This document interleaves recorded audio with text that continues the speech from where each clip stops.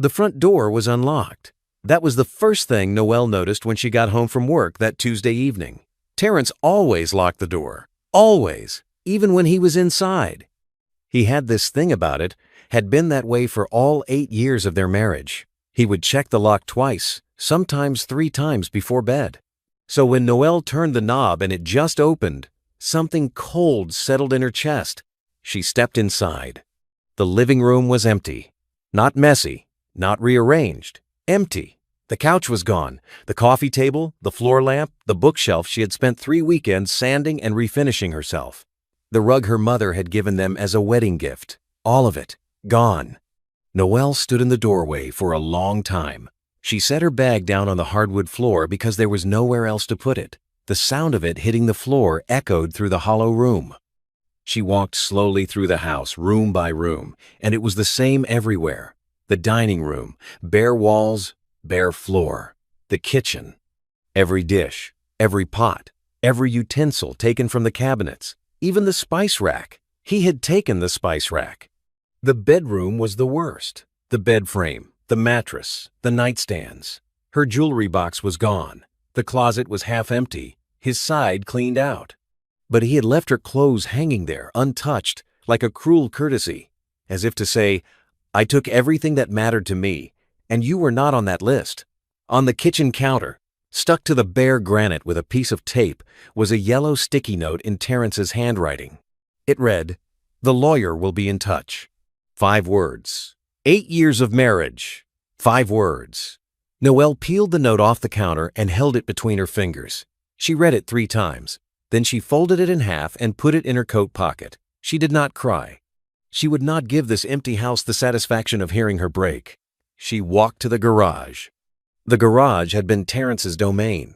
His golf clubs, his power tools, his workbench with the expensive vice grip he never actually used. All gone now. The shelves were bare. The walls had outlines where things used to hang, shadows of the life that used to fill this space. But in the far corner, sitting on the concrete floor under a layer of dust, was one thing he had left behind: her grandfather's toolbox. It was old. It was red, though the red had faded to a dull rust color years ago. The metal was scratched and dented. One of the clasps didn't close right anymore. It had sat in this garage for the entire length of their marriage, and Terrence had complained about it every single year. He called it that ugly piece of junk. He said it made the garage look like a salvage yard. He asked Noelle 100 times to throw it away, and 100 times she had said no. It was the only thing her grandfather Henry had left her when he passed, and she would not get rid of it. Not for Terrence, not for anyone. Now it sat alone in an empty garage. The one item her husband did not think was worth taking. Noelle crouched down next to it and put her hand on the lid. The metal was cool under her palm. She closed her eyes and thought about her grandfather, his big, rough hands. The way he smelled like wood shavings and peppermint. The way he would sit on the porch of his house in Charlotte and tell her stories about building things, about patience, about how the best things in life are the ones people overlook. "You would know what to do right now, Grandpa," she whispered. 3 weeks earlier, things had been different. Not good, exactly. The marriage had been cold for over a year. Terrence came home late most nights. He was distant at dinner, always on his phone, always answering work emails. Noelle had noticed the change, but she had convinced herself it was just stress. His real estate brokerage was growing. He was busy, that was all. But 3 weeks ago, Noelle had picked up his jacket to hang it in the closet, and a folded piece of paper had fallen out of the inside pocket. It was a receipt from the Monarch Hotel. A Tuesday night, room service for 2, a bottle of champagne and chocolate-covered strawberries. The date on the receipt was the same. Tuesday. Terrence had told Noelle he was at a late showing with a client. She had stood in their bedroom holding that receipt, and the ground had shifted under her. Not dramatically, not like an earthquake, more like the slow crack of ice on a frozen lake. The kind of break you cannot stop once it starts. Noelle had not confronted him that night. She had folded the receipt back up and put it in her own dresser drawer, hidden under a stack of old scarves. She needed to think. She needed to be sure. Because Terrence was a good liar. She had learned that about him over the years. He could look her straight in the eyes and tell her the sky was green. and something in his voice would almost make her believe it. So she waited. She watched. She paid attention to the small things. The way he angled his phone screen away from her, the way he showered the moment he walked through the door, which he never used to do. The way he stopped saying her name when he talked to her, like she was becoming invisible in her own home. And then, on a Saturday morning while Terrence was out for a meeting, Noel had found his iPad on the kitchen counter. He had left it behind, which was unlike him. It was logged into his messages. What she found there ended everything. But that part comes later. For now, Noel sat on the cold garage floor next to a rusty toolbox in a house that no longer felt like hers, holding a sticky note that told her nothing and everything at the same time. She pulled out her phone and called her best friend. Simone picked up on the second ring. "Noel, what's wrong?" "He's gone," Noel said.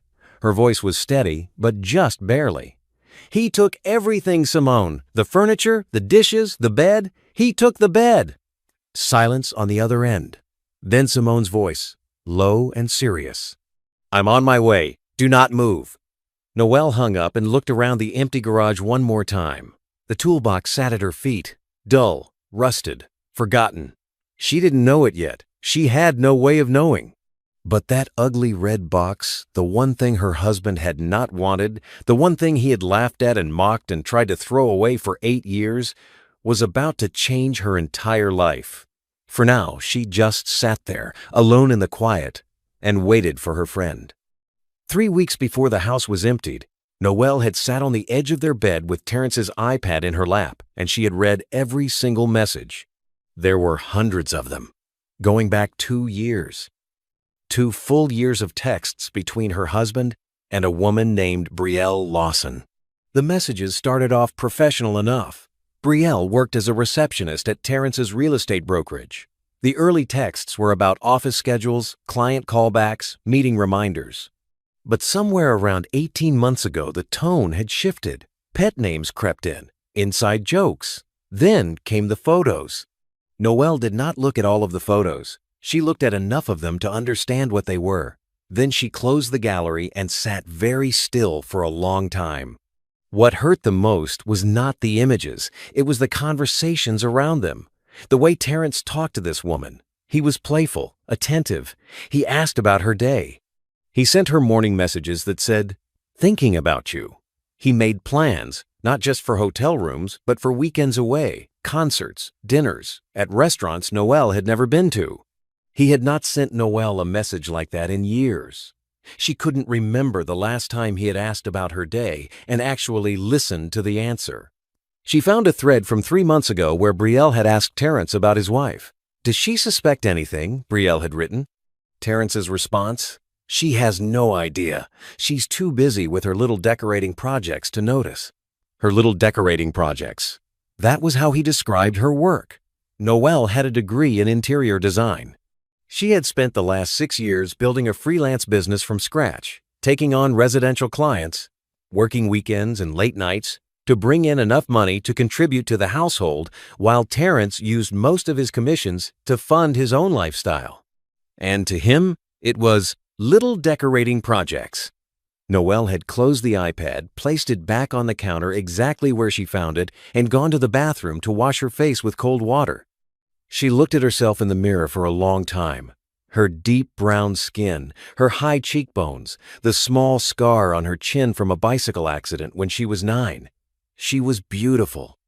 She knew that, not in a vain way, but in the way her grandfather had always told her. "Noel, you are a beautiful girl, inside and out, and don't let any man make you forget it." Terrence had made her forget it.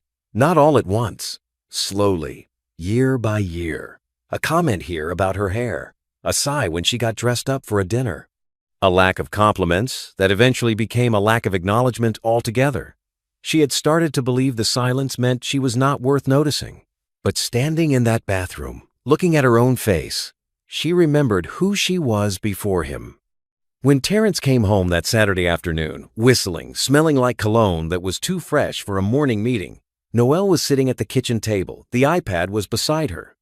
"Hey," he said casually, "you been home all day?" "Sit down, Terrence." Something in her voice made him stop. He looked at the iPad, then at her. "What's going on?" I know about Brielle.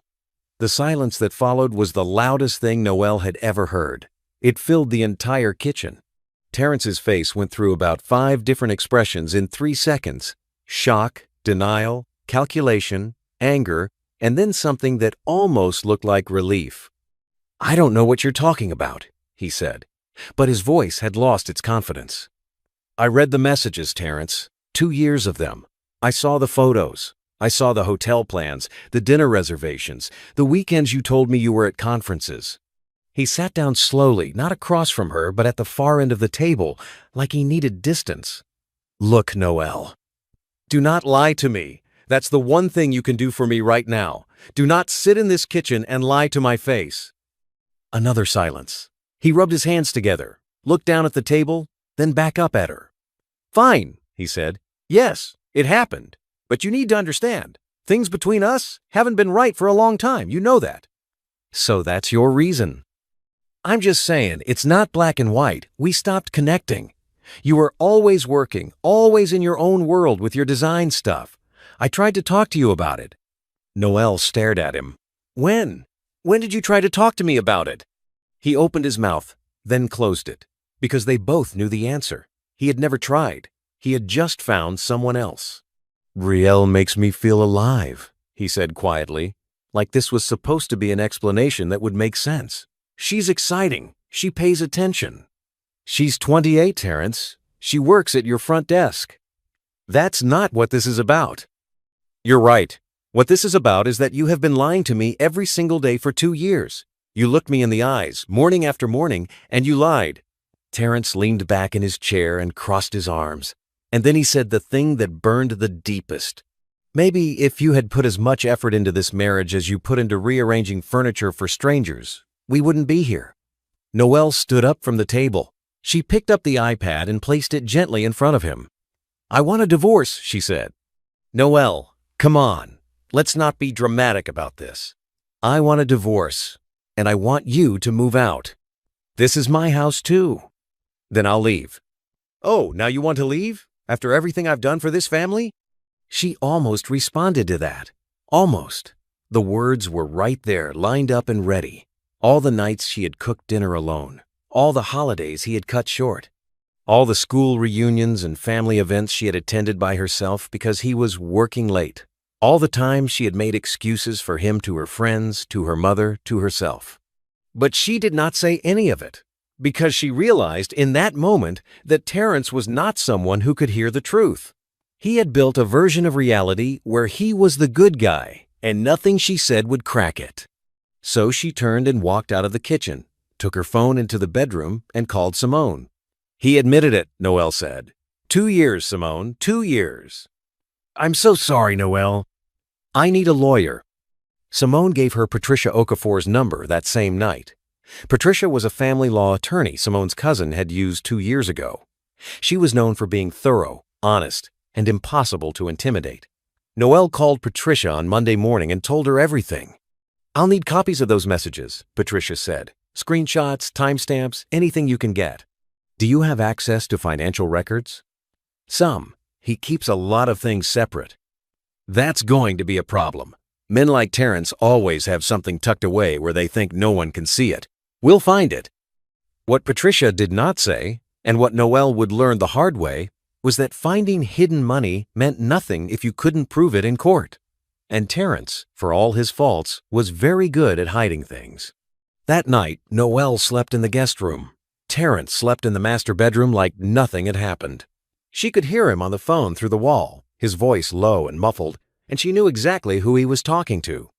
She lay in the dark, staring at the ceiling, and she made herself a promise. She would not scream, she would not beg, she would not give him the satisfaction of seeing her fall apart. She would walk out of this marriage with her dignity, even if it was the only thing she had left.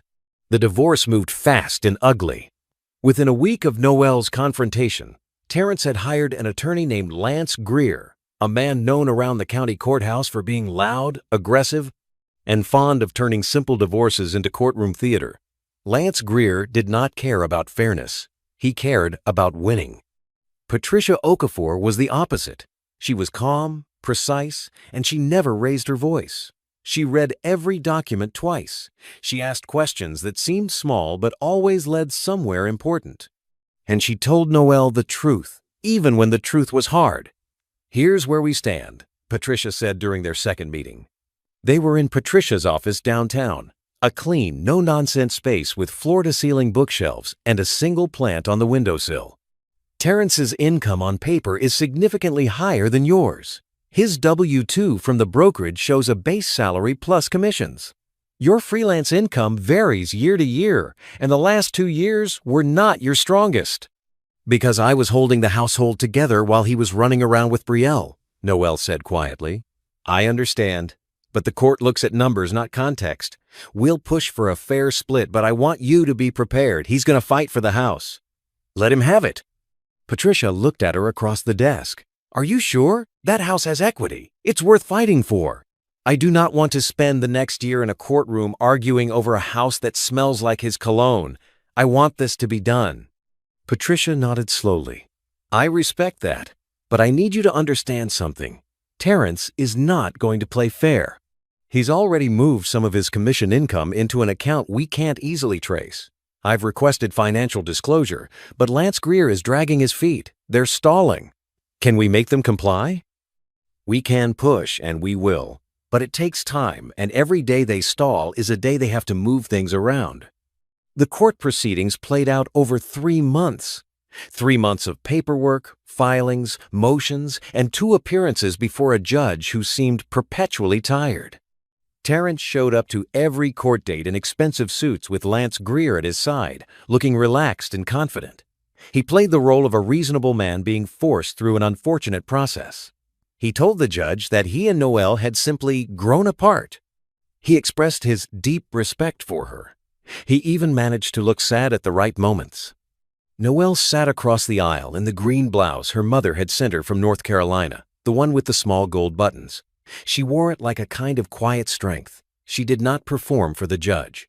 She told the truth. She answered questions directly. She did not cry.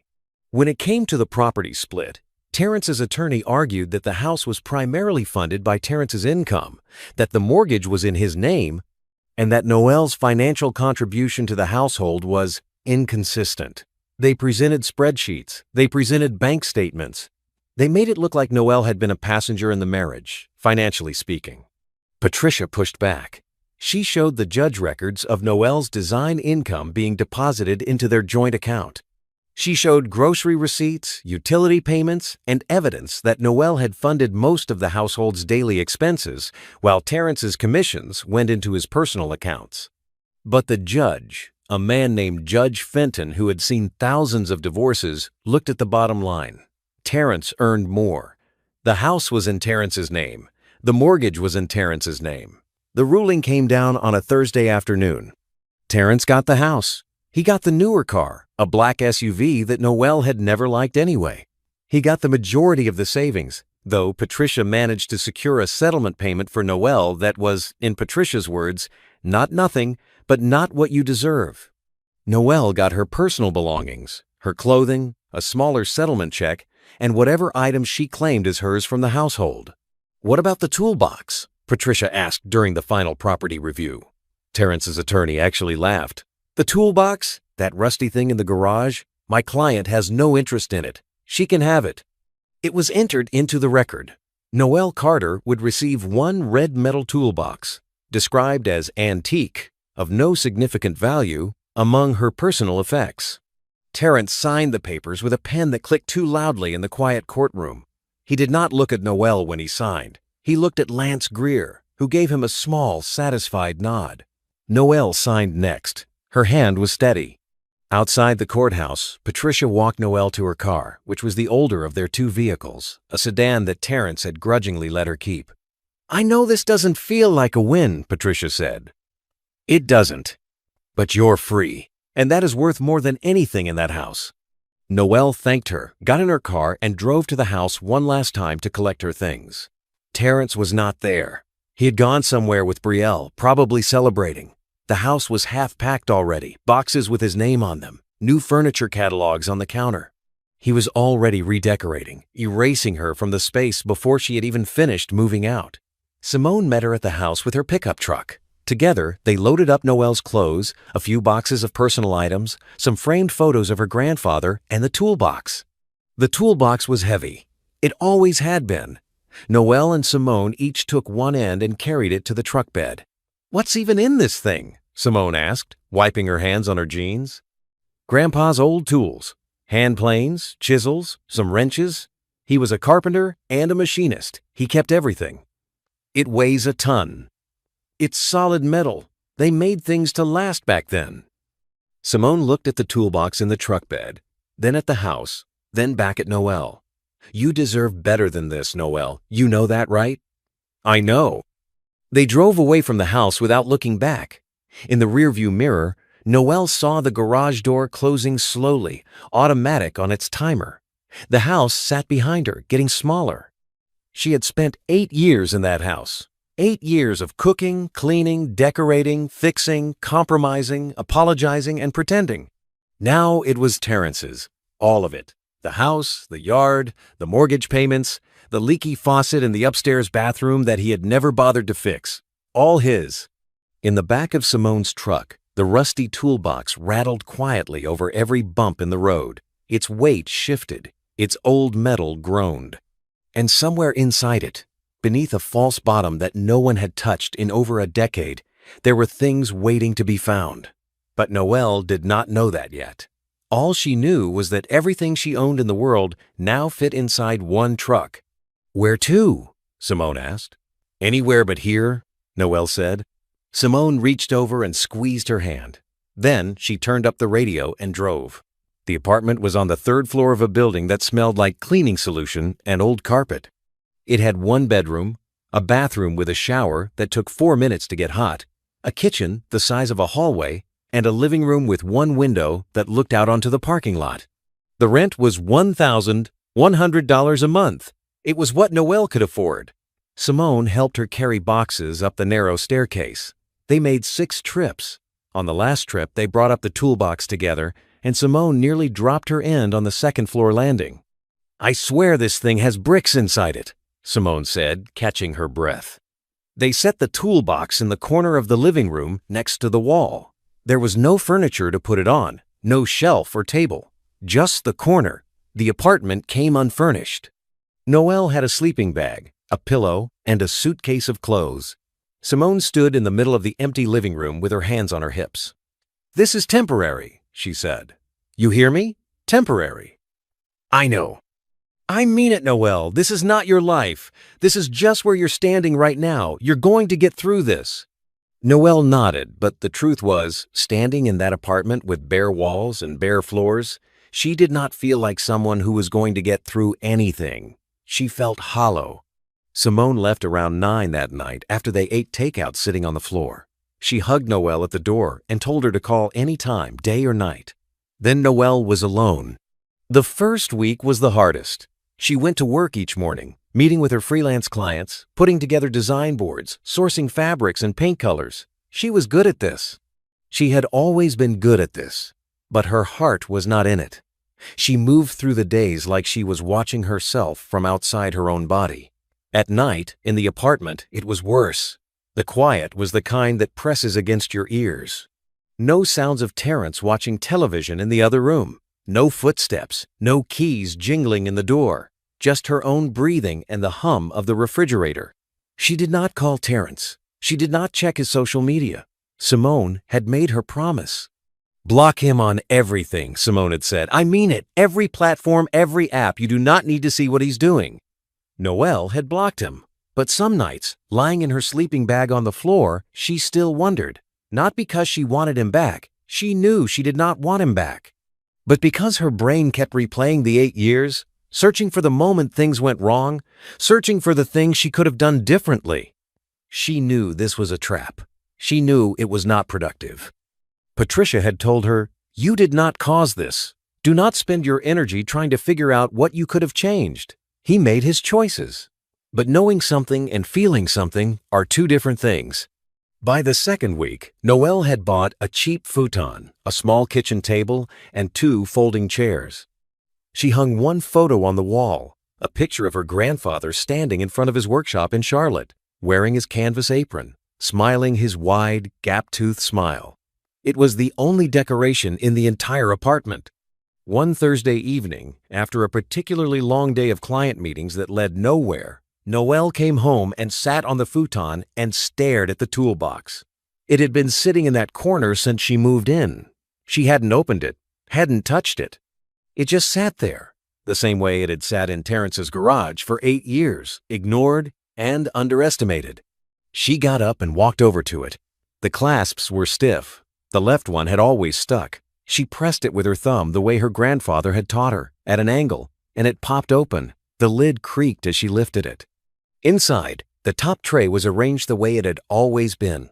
Hand planes, small ones with wooden handles worn smooth from decades of use, chisels with brass ends, wrenches in 4 different sizes, a small carpenter's level with a green bubble.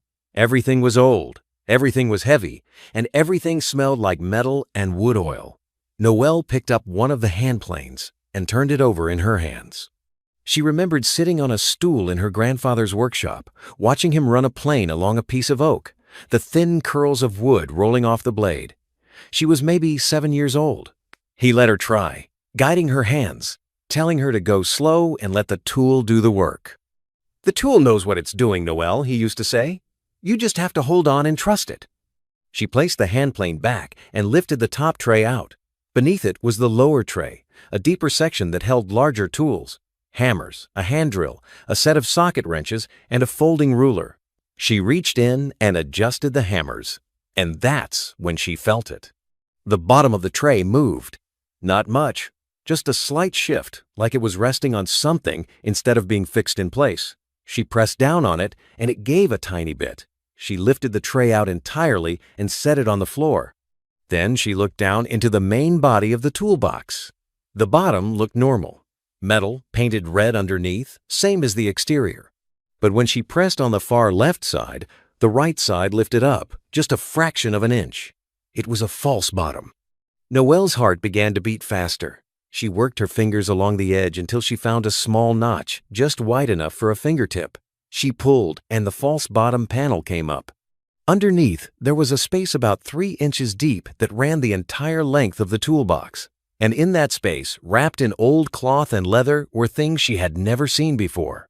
There were 3 leather pouches tied with twine, a small wooden box with brass hinges, and a folded piece of paper, yellow with age, written in a hand she would recognize anywhere. Her grandfather's handwriting. She unfolded the paper carefully. The creases were deep, the ink slightly faded but still legible. It read, "Dear Noelle, if you are reading this, then I am gone and you needed to find what's here. I spent my whole life collecting these things. Some I found, some I was given, some I traded for. They are yours now. Do not sell them unless you truly need to. And if you do, find someone who knows what they are worth. Not a pawn shop, not a flea market, someone who understands. I love you, baby girl. You were always my greatest treasure. Grandpa Henry." Noelle read the note 3 times. Her eyes blurred. She pressed the paper to her chest and sat on the floor next to the toolbox for a long while. Then, with careful hands, she opened the first leather pouch. Inside was a pocket watch. Not just any pocket watch. It was gold, heavier than she expected, with an engraved case showing a train and a mountain range. The crystal was original, uncracked. On the back, tiny letters read, "Waltham, 1878. She opened the second pouch. Inside were coins, old coins, thick and heavy, in a variety of sizes. Some had dates she could barely read. One of them, a large gold coin, had the year 1854 stamped into it. The third pouch held something wrapped in a piece of soft chamois cloth. She unwrapped it slowly. It was a set of miniature surgical instruments laid out in a leather case. They were delicate, precise, and clearly very old. A card inside the case read, "Field Surgical Kit, circa 1863. The wooden box with brass hinges contained hand-forged tools. Small, beautifully made tools with handles of bone and walnut. Each one had a maker's mark stamped into the metal, a small H inside a diamond shape. Noelle sat surrounded by all of it. These objects that had been waiting for her in the dark belly of a rusty toolbox while her marriage collapsed, while her husband cleaned out her home, while she slept on a floor and ate takeout alone. She reached for her phone and called Simone. "Simone," she said, and her voice shook for the first time in weeks. "I need to show you something." Simone came over the next morning before her shift at the hospital. She stood in Noelle's living room, looking down at the collection spread out on the kitchen table, and she did not say anything for almost a full minute. "Noelle," she finally said, "what is all this?" "I don't know exactly. That's the problem. I know they're old. I know Grandpa collected them over decades, but I don't know what they're worth." Simone picked up the pocket watch carefully, turning it over in her hands. "This is beautiful. Where did he even find these things?" "Estate sales, mostly. He used to drive all over the Carolinas, going to farm auctions and estate liquidations. My grandmother used to complain about it. She said he spent more time at dead people's sales than at home." "Your grandmother was a wise woman." Noelle smiled. It was the first real smile she had felt in weeks.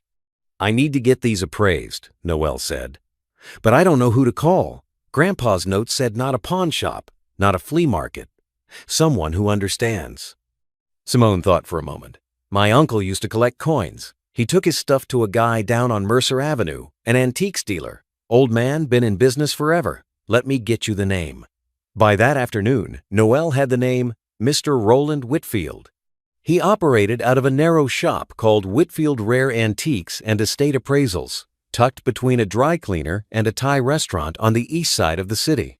Noelle called and made an appointment for the following day. She did not sleep that night. She lay on her futon, staring at the ceiling, thinking about her grandfather. Henry Franklin had been a quiet man. He worked as a machinist at a manufacturing plant for 32 years, and on weekends he built furniture in his workshop behind the house. He never talked about money. He never talked about wealth. He wore the same work boots until they fell apart, and he drove the same truck for 15 years. But he traveled every weekend. Those estate sales, those auctions, those long drives into the countryside. Noelle's grandmother, who passed before Henry did, used to say, "Your grandfather comes home with junk and smiles." What nobody knew, what even Noelle's mother Denise did not know, was that Henry Franklin had been quietly assembling one of the most remarkable private collections in the state. And he had hidden it all inside a toolbox. The next morning, Noelle put on her blue wrap dress, the one she wore when she wanted to feel like herself, and drove to Whitfield Rare Antiques with the toolbox in the back seat. Mr. Whitfield was a thin man with wire-rimmed glasses and a white beard that was trimmed close to his jaw. He moved slowly, deliberately, the way people do when they have spent their lives handling objects that break easily.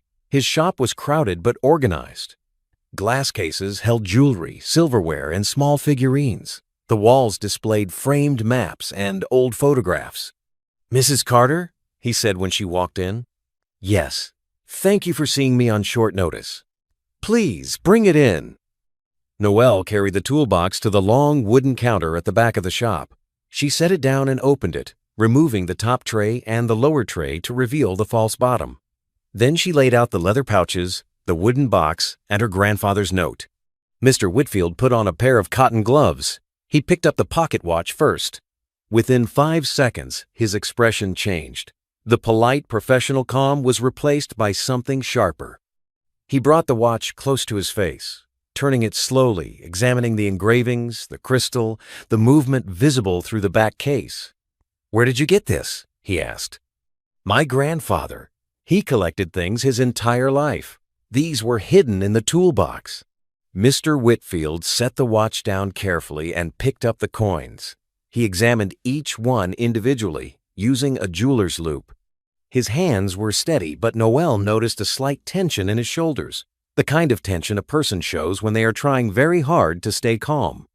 He spent 45 minutes going through everything: the surgical kit, the hand-forged tools, the coins, the pocket watch.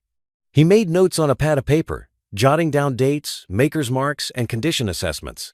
When he reached the hand-forged tools in the wooden box, he set down his loupe and took off his glasses. "Mrs. Carter, do you know what these are?" "Old tools." "These are hand-forged woodworking tools made by Josiah Pemberton. He was a free black craftsman in North Carolina in the mid-1800s. He made tools for other freedmen and for plantation workshops. His work is extremely rare.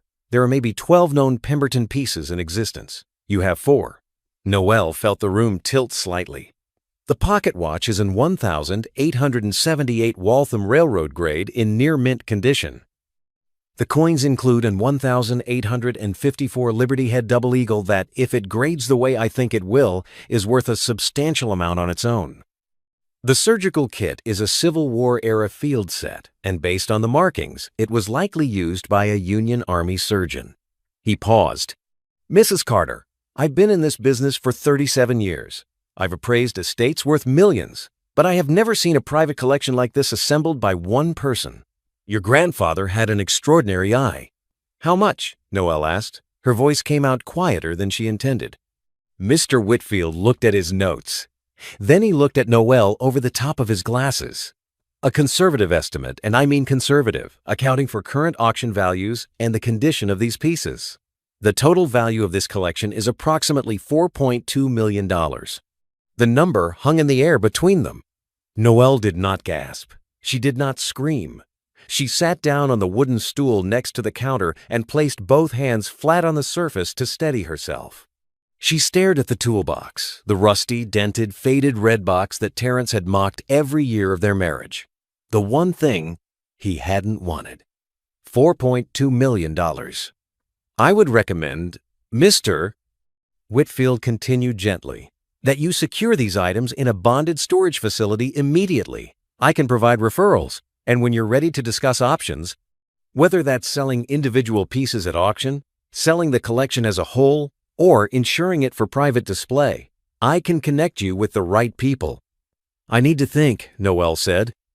"Of course, take your time. But please, Mrs. Carter, keep these safe. The Pemberton tools alone are museum-quality pieces. If word got out—" "I understand." She packed everything back into the toolbox with the same care her grandfather must have used when he placed them there years ago. She thanked Mr. Whitfield, who insisted on walking her to her car and watching her drive away. In the car, Noelle sat in the parking lot for 10 minutes without moving. Then she called 2 people. "First, Simone." "It's real," Noelle said. $4.2 million.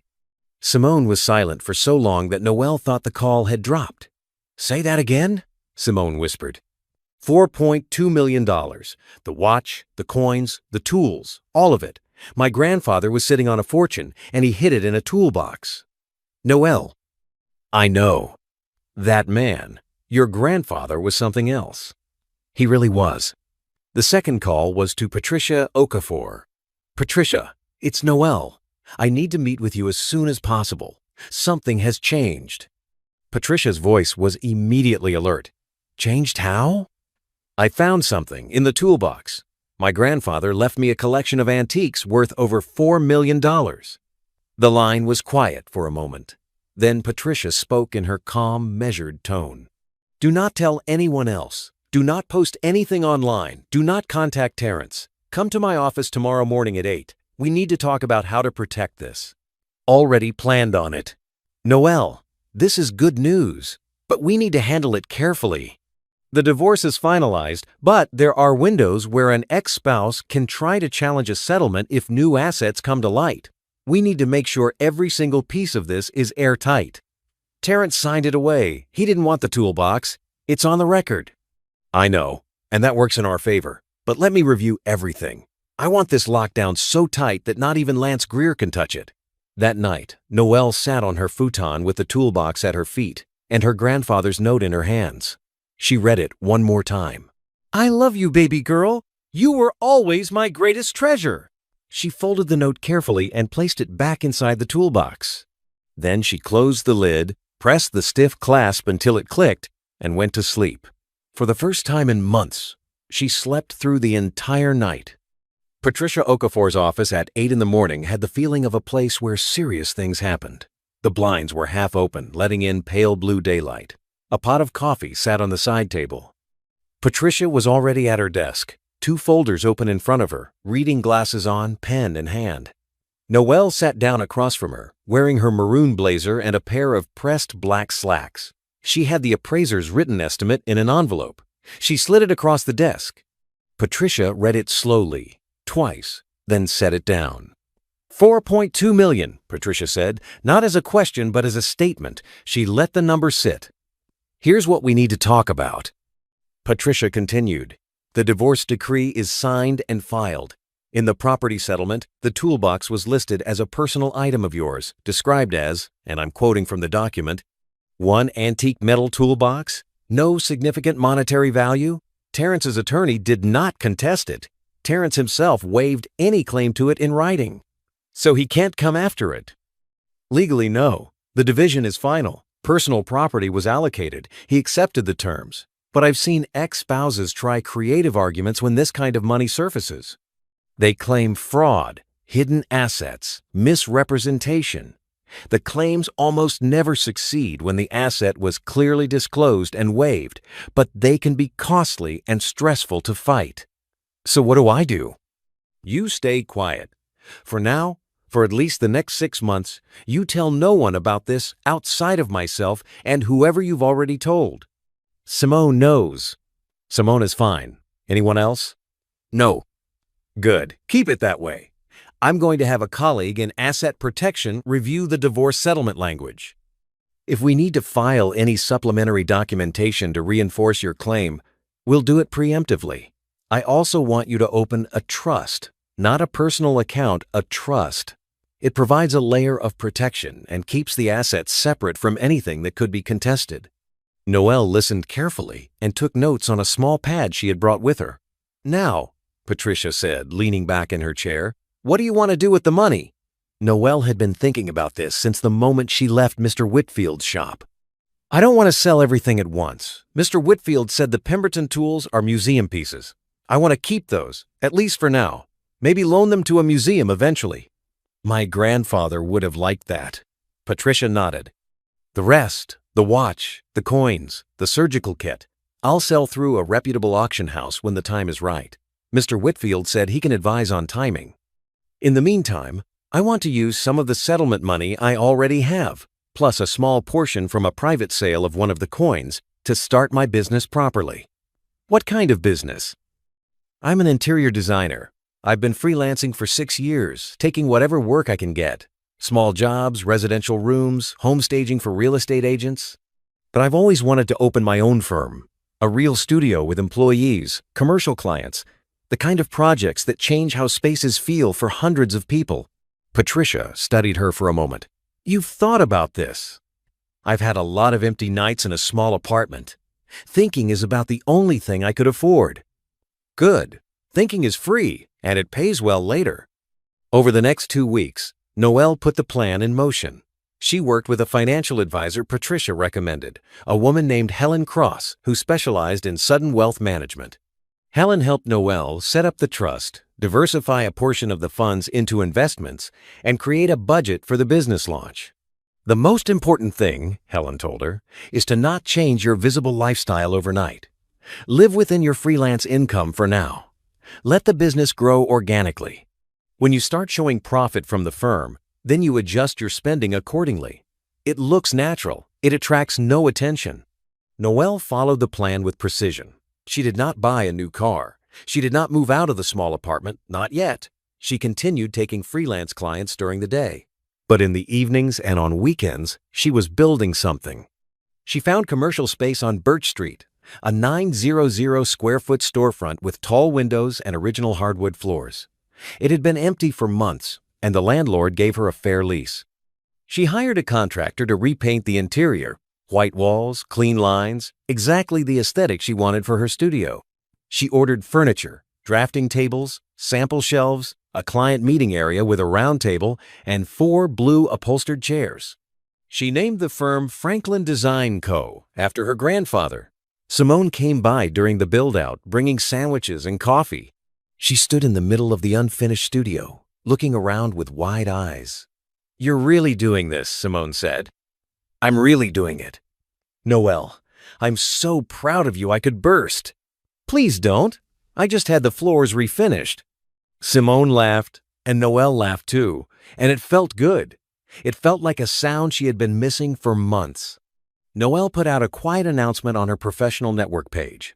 Nothing flashy, just a simple post with a photo of the studio door, freshly painted, with the name Franklin Design Co., stenciled in green letters. Within a week, she had 3 inquiries. One was a restaurant owner looking to redesign his dining room. One was a couple renovating a brownstone. And one, the one that made Noelle sit down at her new drafting table and stare at the email for 5 minutes, was from a property development group looking for a designer to handle the interiors of a new boutique hotel being built on the waterfront. The email was from the project's architect. His name was Caleb Morrison. "We've seen your portfolio, and we think your style would be a great fit for this project." The email read, "The hotel is 24 rooms, a lobby, a restaurant, and 2 event spaces. Would you be available to meet and discuss?" Noelle read the email 3 times. Then she picked up the phone and called Simone. "Simone, I just got an inquiry for a hotel project." "A hotel? Like a whole hotel?" 24 rooms, lobby, restaurant, event spaces. "Noelle Franklin Carter, you better say yes to that meeting." "I already replied." Noelle did not tell Simone about the tightness in her chest, the small voice that said she was not ready, that she was too small for this, that she was just a woman in a tiny apartment with a futon and a toolbox. She did not mention the voice because she had decided, sitting in Patricia's office with pale blue light falling across the desk, that she was done listening to it. Her grandfather had spent a lifetime quietly collecting treasures that the world overlooked. He had hidden them away, not because he was ashamed of them, but because he trusted that the right person would find them at the right time. Noelle was going to do the same thing. She was going to build something valuable, something real, and she was going to do it so quietly that by the time anyone noticed, it would be too big to ignore. She turned off the light in her studio, locked the front door, and walked to her car. The evening air was cool. The street was quiet. She drove home to her small apartment, heated up leftover soup, and sat at her kitchen table with her laptop, looking at boutique hotel interiors from around the world. She worked until midnight. Then she went to sleep. No one knew about the $4.2 million. No one needed to. Not yet. 6 months changed everything. Noelle remembered reading somewhere that most people overestimate what they can accomplish in a week and underestimate what they can accomplish in 6 months. She thought about that often during those first months of running Franklin Design Co. because every week felt small, but the accumulation was staggering. The restaurant redesign was the first project completed. The owner, a man named Otis Whitaker, who had been running a soul food restaurant for 20 years, gave her full creative freedom. Noelle turned a tired, dimly lit space into something warm and inviting.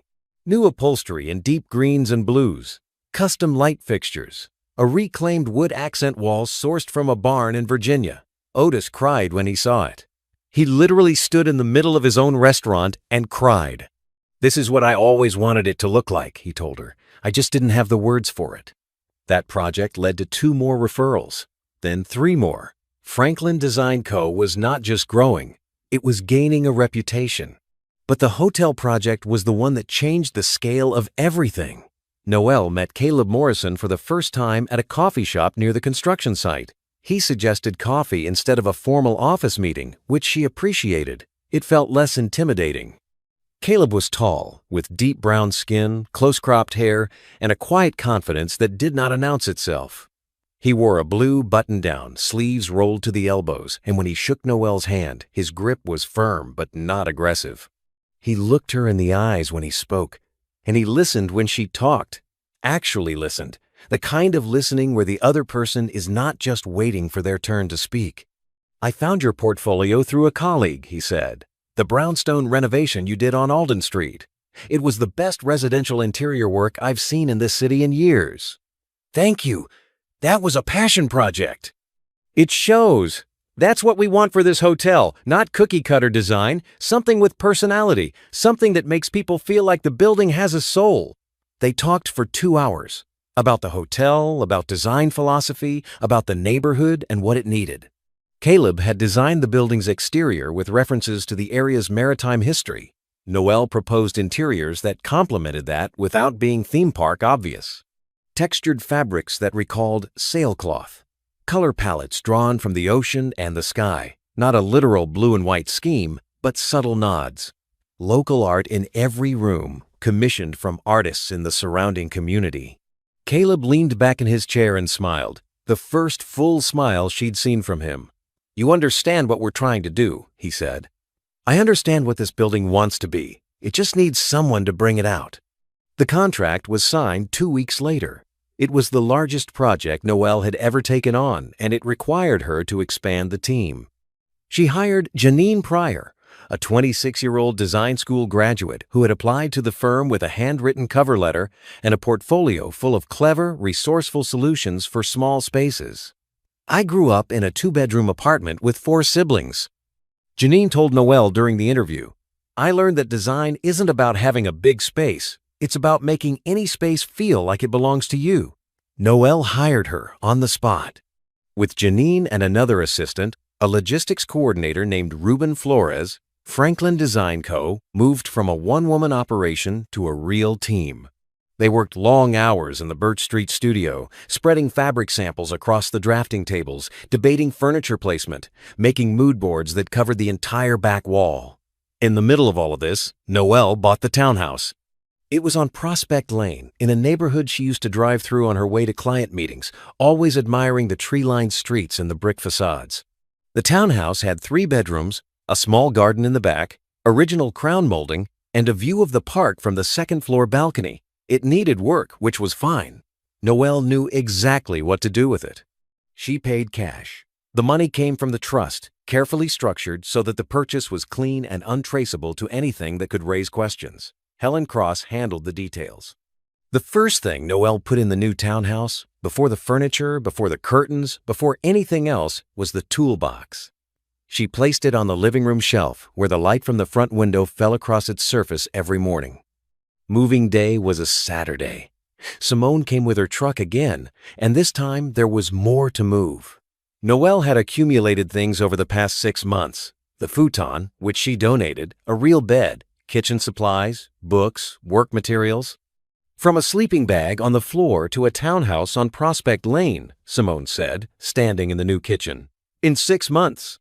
"It's not about the money," Noelle said. "I know, it's about the life.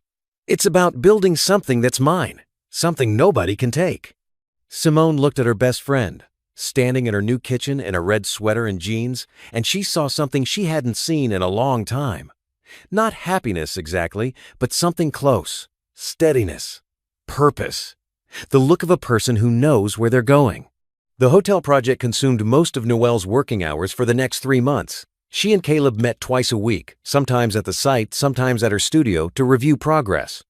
They developed a shorthand, the way people do when they work closely on something they both care about. He would send her a photo of a structural detail, and she would respond with a fabric swatch that echoed it. She would sketch a layout, and he would annotate it with notes about sightlines and natural light. They never talked about their personal lives during work meetings. But after a site visit one Tuesday, walking back to their cars in the late afternoon sun, Caleb mentioned that he had recently ended a long relationship. 3 years, he said. We wanted different things. I wanted to build a life, and she wanted to keep hers exactly the way it was. Noelle nodded. She understood that kind of mismatch. What about you? He asked, if you don't mind my asking. Divorced, recently. I'm sorry. Don't be. It was necessary. He did not push for more, and she appreciated that. He simply nodded, said, I understand, and they went to their respective cars. But something had shifted. Not dramatically. It was more like a door opening just slightly, not enough to walk through, but enough to let a little air in. Noelle was not looking for love. She was not interested in romance. She had work to do, a company to build, a life to reconstruct. But she noticed things about Caleb.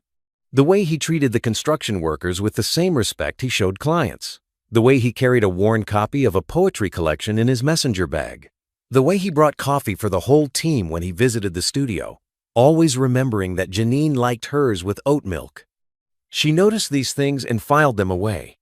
For later, when she was ready, if she was ever ready. For now, the work was enough. Terrence Carter had always believed he was the smartest person in any room. It was the quality Noelle had once mistaken for confidence back when they were dating, when his certainty about everything had felt like stability instead of arrogance. Now, 9 months after the divorce, that certainty was cracking. The house on Ridgefield Drive, the house he had fought so hard to keep, was becoming a weight around his neck.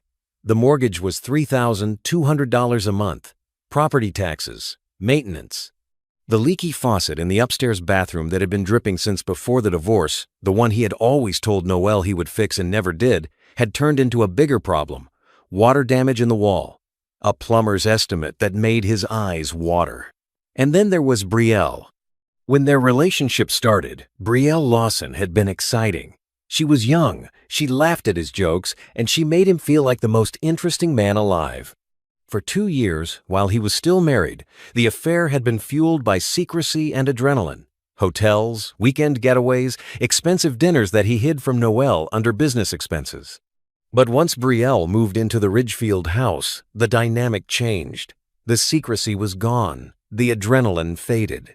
What was left was a 28-year-old woman who was used to being spoiled, and a 37-year-old man who could no longer afford it. Brielle wanted things. She wanted the kitchen remodeled. She wanted new furniture, even though Terrence had taken most of the furniture from his marriage with Noelle. She wanted vacations. She wanted a new car because the one she was driving didn't match the neighborhood. "Terrence, we live in this beautiful house, and the living room still looks like your ex-wife decorated it," Brielle said one evening, flipping through a home design magazine on the couch. "It is decorated. It's boring. I want something modern, something that feels like us." "That costs money, Brielle." "You have money." He used to. The real estate market in the region had been strong for years, and Terrence's commissions had been substantial. But over the last 2 quarters, things had slowed. Interest rates climbed. Listings sat on the market longer. Buyers pulled back. His income dropped by nearly 40%, and it happened so gradually that he didn't fully register it until his checking account balance told the story. He was not broke, but he was spending more than he was making, and Brielle's expectations had not adjusted to match. They argued more about money, about the house, about the future. Brielle was not interested in budgeting. She was not interested in compromise. She had entered this relationship as the other woman, the exciting alternative, and she had no intention of downgrading to the role of a domestic partner counting pennies. "Maybe if you worked harder," she told him one night during an argument about a credit card bill. It stung, because it sounded like something he had once said to Noelle. He didn't make the connection, not consciously, but it lingered. Meanwhile, the mortgage payments were becoming a problem. Terrence had always been good at keeping up appearances, but the numbers were getting harder to manage. He skipped a payment in March, then another in May. The bank sent letters. He ignored them, telling himself the market would bounce back. It always did. On a Tuesday morning, standing in line at a coffee shop, Terrence saw a copy of a local business magazine on the rack by the register. The cover featured a photo of a sleek, modern hotel lobby with the headline, "The Rise of Boutique Design: How Local Firms Are Reshaping Hospitality." He almost didn't pick it up, but then he saw a smaller photo in the bottom corner, a woman standing in front of a storefront. Green letters on the glass door, "Franklin Design Co." It was Noelle. He bought the magazine. He sat in his car and read the article twice. The feature was about Noelle's firm and its work on the waterfront boutique hotel. There were photos of the completed rooms, each one more stunning than the last. There were quotes from the hotel's developer praising the design. There was a photo of Noelle at her drafting table in a red blazer, looking composed and professional and completely unlike the woman he had left behind in an empty house 9 months ago. The article called Franklin Design Co., one of the most exciting new firms in the region's design community. It mentioned upcoming projects. It described Noelle as a designer whose work balances elegance with emotional intelligence. Terrence stared at the magazine for a long time. He had not thought about Noelle much since the divorce. Not because he didn't care, but because he had filed her away in the part of his mind where he kept things he didn't want to examine too closely. She was the past. Brielle was the future. That was the story he told himself.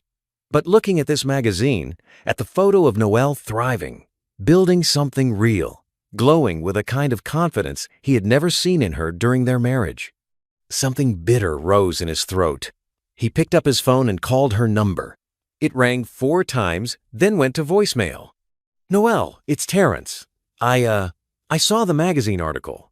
Look, I just wanted to say congratulations, and maybe we could talk sometime? I've been thinking about things and, anyway, call me back when you get a chance." Noelle listened to the voicemail once, standing in her studio on Birch Street. Janine was at the drafting table behind her, working on a mood board. Noelle played the message, then deleted it.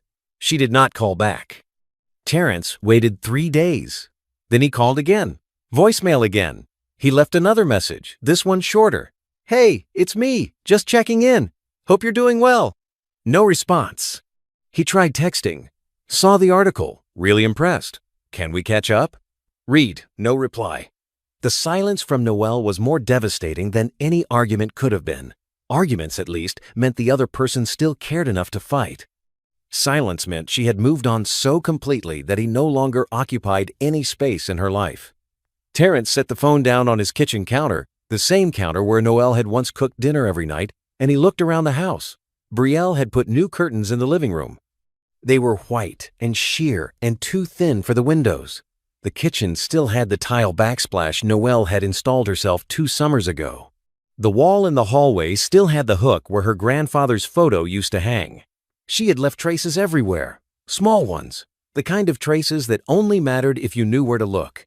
His phone buzzed. A text from Brielle. "Can you pick up wine on the way home? The good kind." He put the phone in his pocket and drove to the store, and he bought the cheap kind because the good kind was no longer in the budget. At home, Brielle looked at the bottle and frowned. "I said the good kind." "This is fine." "This is $12, Terrence." "It's wine. It does the same thing regardless of the price." They ate dinner in a silence that felt different from the silences he had shared with Noelle. With Noelle, silence had been comfortable, the kind of quiet that happens between 2 people who are simply existing in the same space. With Brielle, silence felt like a countdown. After dinner, Brielle went upstairs without saying goodnight. Terrence sat in the living room and looked at the magazine again. In the photo, Noelle was wearing a red blazer. Her skin was radiant. Her posture was strong. Her expression was calm, the kind of calm that comes from a person who knows exactly where they stand. He closed the magazine and set it on the coffee table, face down. He did not know about the Toolbox. He did not know about the $4.2 million.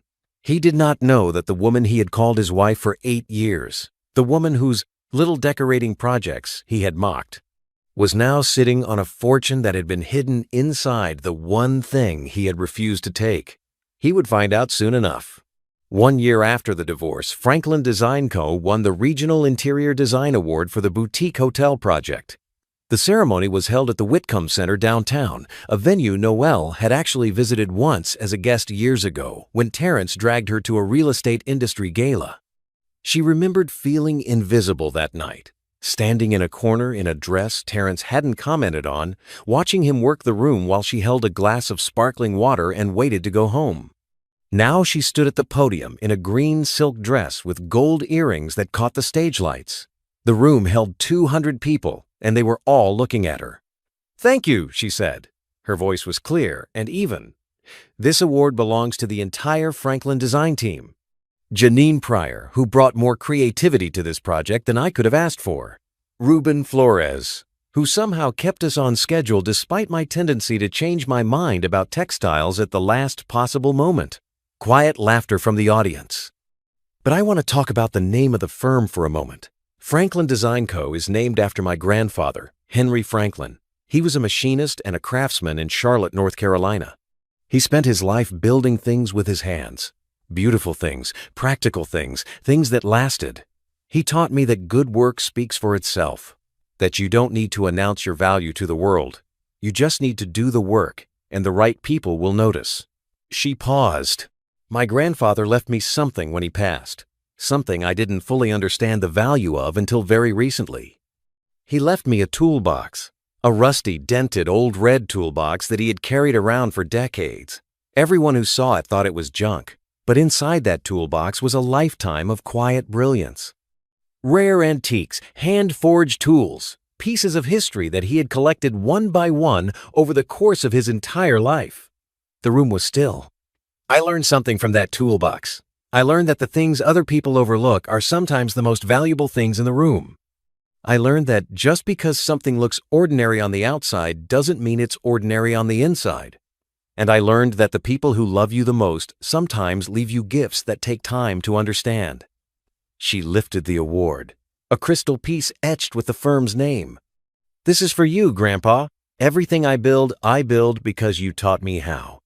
The applause was warm. Noelle returned to her seat at the front table, where Simone was wiping her eyes with a cocktail napkin and Janine was grinning so wide it looked like it hurt. 2 weeks after the ceremony, a journalist named Diane Kessler from the city's main newspaper reached out to Noelle for a feature piece. Diane was writing a series on local entrepreneurs, and Noelle's speech had caught her attention. "I'm interested in the full story," Diane said during their phone call.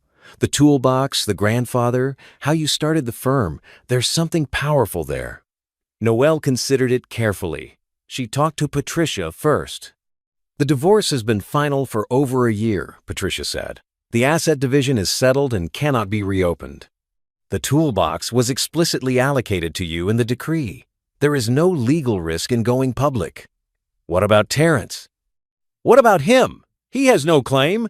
The document is clear, and his own attorney laughed it off during proceedings. If he tries anything, we shut it down in a day." Noelle gave the interview.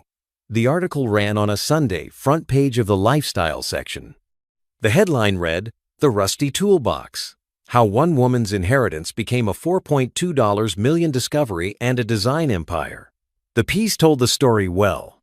Diane Kessler was a careful writer. She covered Noelle's childhood in Charlotte, her grandfather's life and legacy, the discovery of the hidden compartment, the appraisal, and the founding of Franklin Design Co. The article included a photo of Noelle in her studio and another of the toolbox itself, sitting on the shelf in her townhouse, polished but still bearing its original dents and scratches. The article went online that morning, and by Tuesday, it had been shared over 8,000 times. Noelle's phone did not stop buzzing. Interview requests, partnership inquiries, messages from old friends, and notes from strangers who found the story moving. Janine had to manage the studio inbox because it was overflowing with messages from potential clients. Terrence Carter read the article on Sunday afternoon. He was sitting on the couch in the Ridgefield house, the house with the second notice mortgage letter sitting on the kitchen counter. The house where Brielle had packed a bag 2 weeks earlier and gone to stay with a friend for a while after their latest argument about money. He was alone. He read the article once, quickly, his eyes scanning for the key details. Then he read it again, slowly. The toolbox, the rusty red toolbox, the one he had called "that ugly piece of junk," the one he had begged Noelle to throw away, the one his own attorney had laughed about during the divorce proceedings. It was worth $4.2 million. The number landed in his stomach like a stone dropped in water.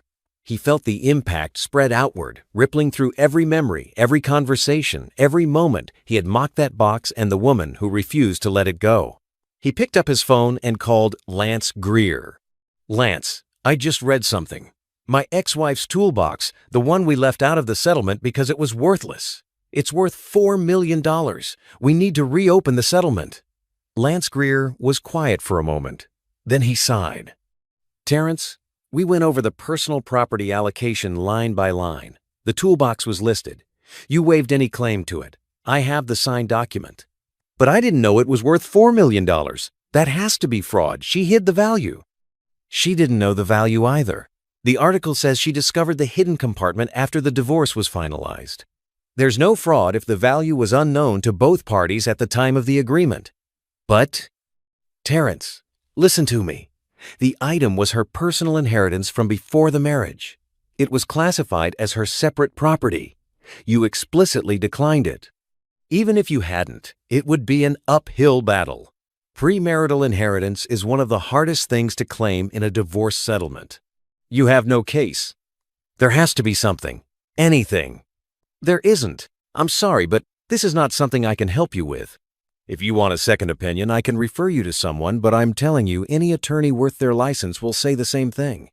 Terrence hung up and sat in the quiet house for a very long time. He thought about calling Patricia Okafor's office directly. He did the next morning, leaving a message with her secretary. Patricia called him back herself. "Mr. Carter," she said, and her voice had the same calm authority it always had. "I'm calling you as a courtesy. You have no legal basis for any claim against the assets described in the recent article. The toolbox was allocated to my client during the divorce. You waived your interest. The items inside were a premarital inheritance. This matter is closed." "She knew," Terrence said. "She must have known. My client discovered the hidden compartment after the settlement was finalized. The appraiser's documentation includes dated records confirming the timeline. There is nothing here for you, Mr. Carter. I strongly advise you not to pursue this further." The line went dead. Terrence set the phone on the counter and looked around the empty kitchen. The house was too big for one person. The silence was the wrong kind of silence. Not peaceful, just empty. He thought about the sticky note he had left Noelle the day he cleaned out the house. 5 words. "The lawyer will be in touch." He wondered what she had felt when she read it. If she had cried, if she had been angry. He would never know, because Noelle had not called him back, and she never would. 1 year and 3 months after the divorce, on a Saturday morning in early October, Noelle Franklin Carter stood on the balcony of her townhouse on Prospect Lane and drank coffee while the sun came up over the park across the street. The air was cool, the kind of cool that arrives with autumn and reminds you that time is always moving forward, that seasons do not stop for anyone's grief or joy.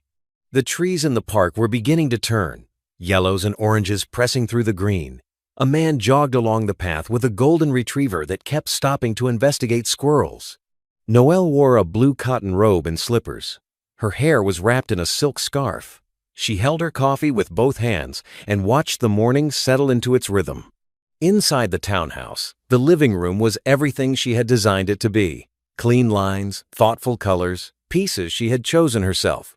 The couch was linen, a soft sage green. The bookshelves held her grandfather's photo, her design books, a collection of pottery she had started buying from local artists. And on the center shelf, lit by the morning sun streaming through the front windows, sat the toolbox. She had not restored it to look new. That would have been wrong.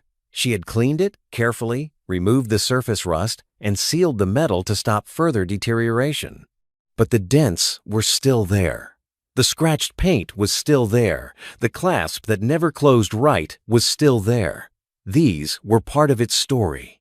You don't erase the marks that prove something has been carried through a life. The Pemberton tools were on loan to the National Museum of African American History. Noelle had contacted them 6 months ago, and the curators had nearly fallen out of their chairs. 4 hand-forged tools made by a free black craftsman in 1850s North Carolina. They were now displayed in a glass case in the permanent collection, with a small placard that read, "On loan from the Franklin Family Collection, Charlotte, NC." Noelle had flown to Charlotte to tell her mother about the tools and the museum.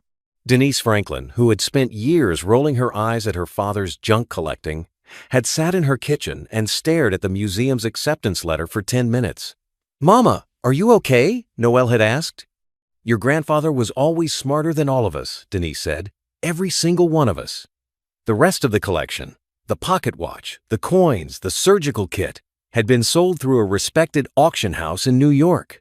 Mr. Whitfield had guided the process, ensuring each piece went to a buyer who would appreciate its significance. The final total, including the auction premium, was slightly over $4.2 million, close to the original estimate. The money was in the trust, growing steadily. A portion funded Franklin Design Co. A portion was in diversified investments that Helen Cross managed.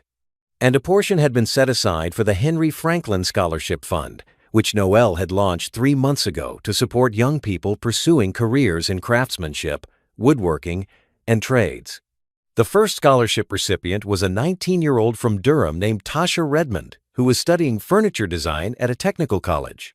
Noelle had met her at the award presentation and had been struck by the way Tasha talked about wood the same way Grandpa Henry used to, as if it were a living thing that deserved respect. "I want to build things that last," Tasha had said. "Not the kind of things you throw away, the kind you pass down." Noelle had nodded and thought, "Yes, that is exactly right." Franklin Design Co. now had 5 employees. Janine Pryor had been promoted to lead designer. Ruben Flores managed operations. They had completed 7 projects in the past year, including the boutique hotel, 2 restaurants, a corporate office, and 3 residential renovations. The studio on Birch Street had expanded into the adjacent unit, doubling their space. The work was good. Not easy, but good. Every project was a conversation between what a space could be and what the people inside it needed. Noelle loved that conversation. She had always loved it. The difference now was that she was having it on her own terms, in her own name, with her own team. And then there was Caleb. They had been dating for 4 months. It started the way good things often do, not with fireworks or dramatic declarations, but with small, honest moments. A lingering conversation after a project meeting. A text message that wasn't about work. A dinner at Otis Whitaker's restaurant, where Otis himself came out of the kitchen to shake Caleb's hand and whisper to Noelle, "This one has kind eyes." Caleb was not Terrence. This was not a statement born from comparison, but from recognition. Caleb did not try to impress her. He did not perform confidence. He was simply himself, a man who listened, who asked questions he wanted the answers to, who showed up when he said he would. On their 3rd date, sitting on a bench near the waterfront, Caleb had asked Noelle what she wanted most out of life. She thought about it for a while. The question deserved a real answer. "I want to build things that matter," she said, "and I want to be with people who see me clearly, not the version of me that's convenient for them, the actual me." "I think the actual you is extraordinary," Caleb said. Then he added, "And I'm not saying that to be smooth. I'm saying it because it's true." She believed him. Not because of the words, but because of the way he had shown it, day after day, in the way he treated her team, in the way he respected her decisions, in the way he never once made her feel small or invisible. They were taking it slow. Noelle was in no rush. She had learned what happens when you rush into something without knowing who you are first. She knew who she was now. She was Noelle Franklin Carter, designer, granddaughter, business owner, and a woman who had walked through the worst year of her life and come out on the other side holding something beautiful. Not the money. The money was a tool, just like the contents of the toolbox. Useful, valuable, but not the point.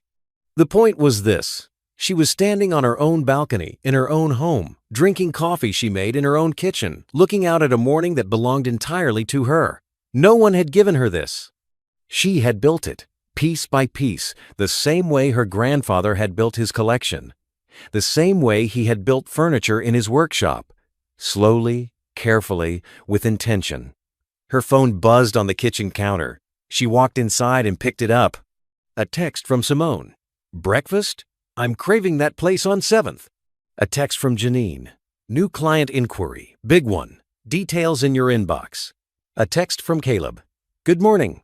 Hope today is as good as you deserve." She smiled. 3 messages. 3 people who saw her clearly. That was more wealth than any toolbox could hold. She set the phone down and looked at the toolbox on the shelf.